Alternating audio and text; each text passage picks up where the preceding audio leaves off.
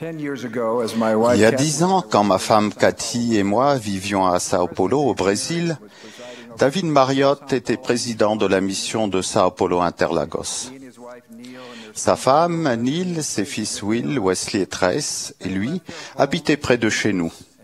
Ils avaient quitté leur maison, leurs affaires et beaucoup de membres de leur famille pour répondre à l'appel du prophète à faire une mission. Un après-midi, le président Marriott m'a téléphoné. Georgia, leur fille de 21 ans, tendrement aimée et juste, qui étudiait le violon à l'université d'Indiana, avait été renversée par un camion, tandis qu'elle rentrait chez elle à vélo, après une réunion de l'église. Un premier bilan disait que Georgia allait bien. Des heures plus tard, son état avait considérablement empiré. Les membres de la famille et les amis ont commencé à jeûner et à prier pour qu'un miracle se produise en faveur de Georgia. Sa mère a quitté le Brésil et a passé la nuit dans l'avion. Lorsqu'elle est arrivée en Indiana le lendemain, ses enfants aînés, en larmes, lui ont expliqué qu'ils étaient auprès de Georgia quand elle était décédée. J'ai observé la famille Marriott à l'époque où ils ont vécu cette expérience. Et durant les mois et les années qui ont suivi, ils ont pleuré, ils ont prié, ils ont parlé de Georgia. Leur douleur et leur tristesse étaient immenses. Mais leur foi n'a pas faibli. Le don de la foi est un don spirituel inestimable. Jésus a dit dans une prière, « La vie éternelle, c'est qu'ils te connaissent, toi, le seul vrai Dieu, et celui que tu as envoyé, Jésus-Christ. » Notre foi est centrée sur Dieu, notre Père, et sur son Fils, Jésus-Christ, notre Sauveur et Rédempteur. Elle est renforcée par le fait que nous savons que la plénitude de l'Évangile a été rétablie sur la terre, que le livre de Mormon est la parole de Dieu, et que les prophètes et les apôtres actuels détiennent les clés de la prêtrise. Nous chérissons notre foi, nous nous efforçons de la renforcer, nous prions pour qu'elle grandisse, et nous faisons tout ce qui est en notre pouvoir pour la protéger et la défendre. L'apôtre Pierre a identifié quelque chose qu'il a appelé l'épreuve de votre foi. Il l'avait lui-même vécu. Souvenez-vous de ce que Jésus a dit. Simon, Satan vous a réclamé pour vous cribler comme le froment. Mais j'ai prié pour toi, afin que ta foi ne défaille point. Pierre a plus tard encouragé les gens en disant, « Ne soyez pas surpris de la fournaise qui sévit parmi vous pour vous éprouver, comme s'il vous arrivait quelque chose d'étrange. Ces épreuves difficiles ont pour but de vous rendre plus forts, mais elles peuvent diminuer et même détruire la confiance que vous avez au Fils de Dieu et affaiblir votre détermination de tenir les promesses que vous lui avez faites. Ces épreuves sont souvent déguisées et de ce fait difficiles à définir. Elles prennent racine dans nos faiblesses, notre vulnérabilité, notre sensibilité ou dans les choses qui comptent le plus pour nous. Une épreuve réelle, mais surmontable pour l'un, peut être insoutenable pour un autre. Comment restez-vous constant et immuable quand votre foi est mise à l'épreuve? Vous vous immergez dans les choses qui vous ont aidé à construire le corps de votre foi. Vous faites preuve de foi en Christ, vous priez, vous méditez sur les Écritures, vous vous repentez, vous respectez les commandements et vous servez les autres. Lorsque vous affrontez une épreuve de la foi, quoi que vous fassiez, ne vous éloignez pas de l'Église. Vous éloignez du royaume de Dieu lorsque votre foi est mise à l'épreuve. C'est comme quitter la sécurité d'un refuge sûr, juste au moment où la tornade approche.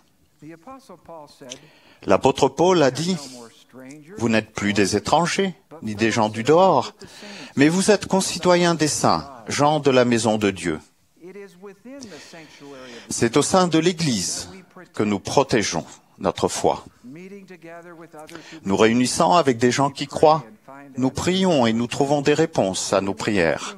Nous adorons Dieu par la musique, nous témoignons du Sauveur. Nous nous servons les uns les autres et nous ressentons l'Esprit du Seigneur. Nous prenons la Sainte Seine, recevons les bénédictions de la prêtrise et allons au temple. Le Seigneur a déclaré, Le pouvoir de la divinité se manifeste dans ces ordonnances. Lorsque vous affrontez une épreuve de la foi, restez dans la sécurité de la maison de Dieu. Ici, il y a toujours une place pour vous.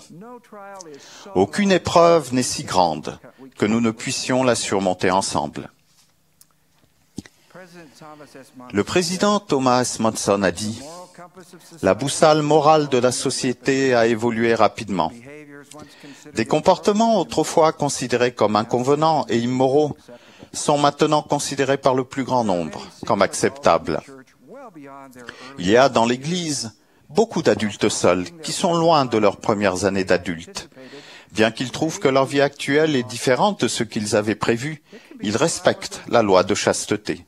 Cela peut être une épreuve de leur foi. J'exprime mon profond respect et mon admiration pour ces disciples du Christ.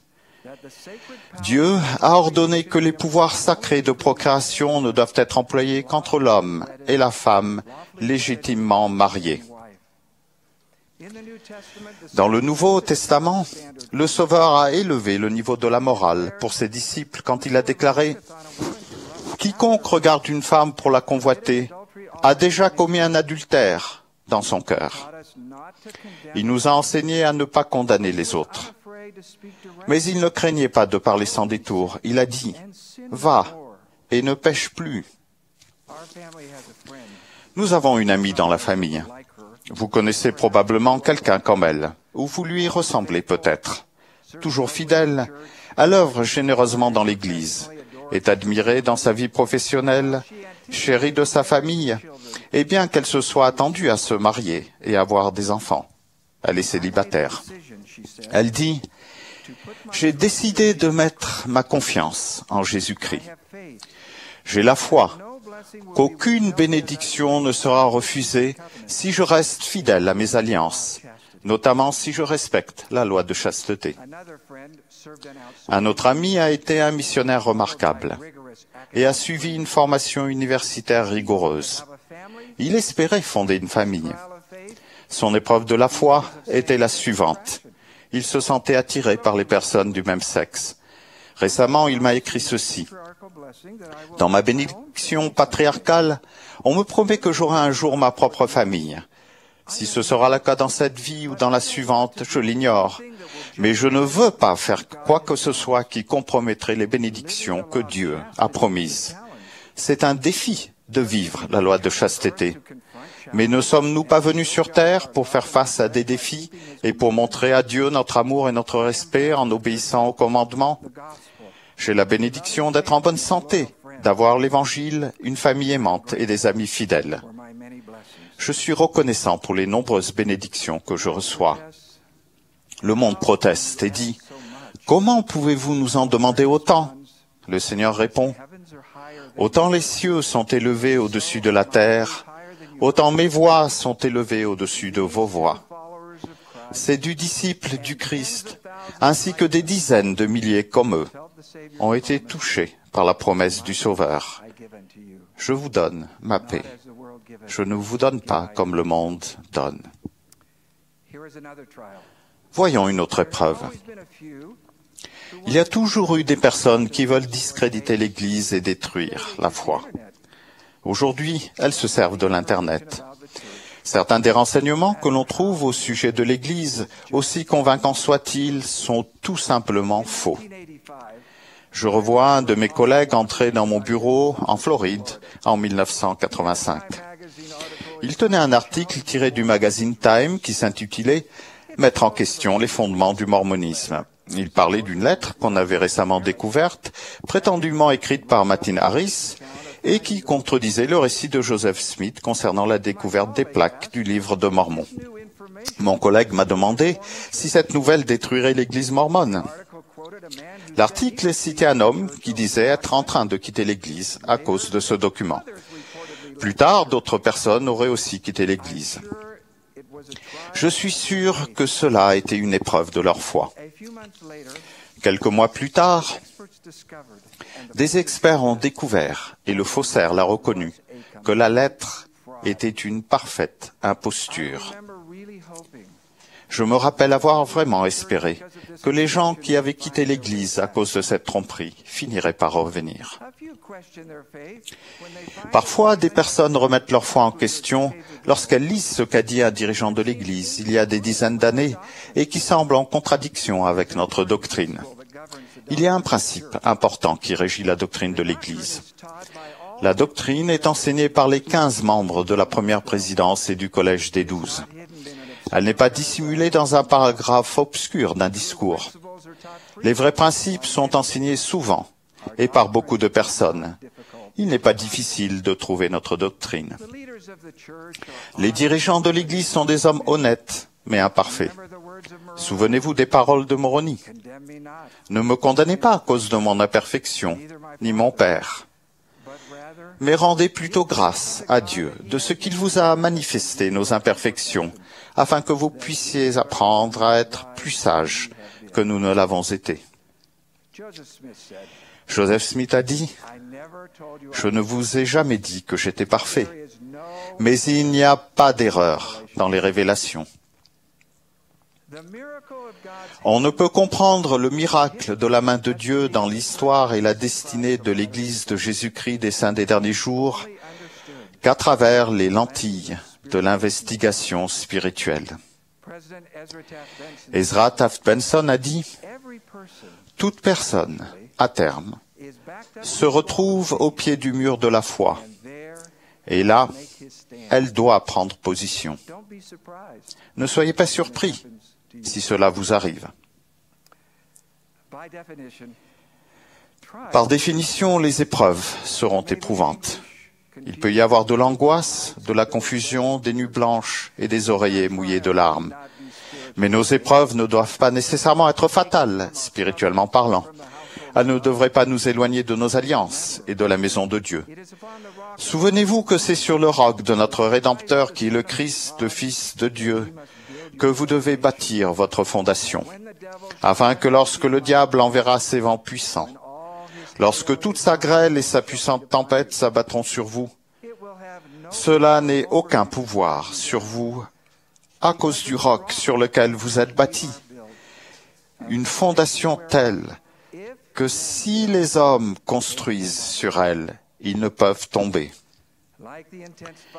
De même que le feu intense transforme le fer en acier, de même, si nous restons fidèles pendant l'épreuve difficile de notre foi, nous sommes spirituellement raffinés et fortifiés. D. Todd Christofferson a parlé de ce qu'il a appris grâce à une épreuve qu'il a vécue. Bien que j'ai souffert à l'époque, en y repensant, je suis reconnaissant que mes difficultés ne se soient pas résolues rapidement. J'en suis arrivé à connaître le Sauveur et mon Père céleste d'une manière et à un degré qui n'aurait peut-être pas été possible autrement. J'ai appris à faire confiance au Seigneur de tout mon cœur. Pierre décrit ces expériences comme étant plus précieuses que l'or.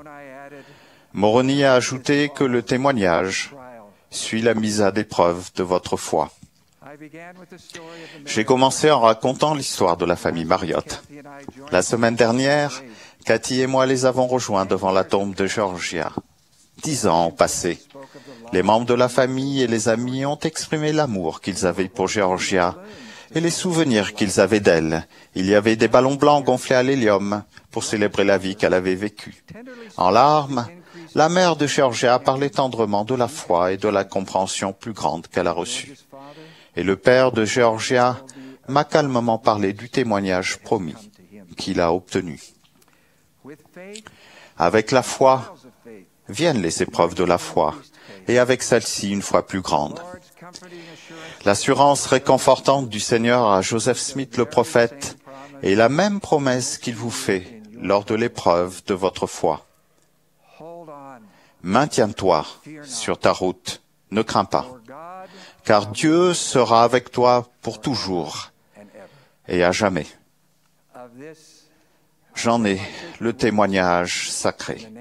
Au nom de Jésus-Christ, Amen.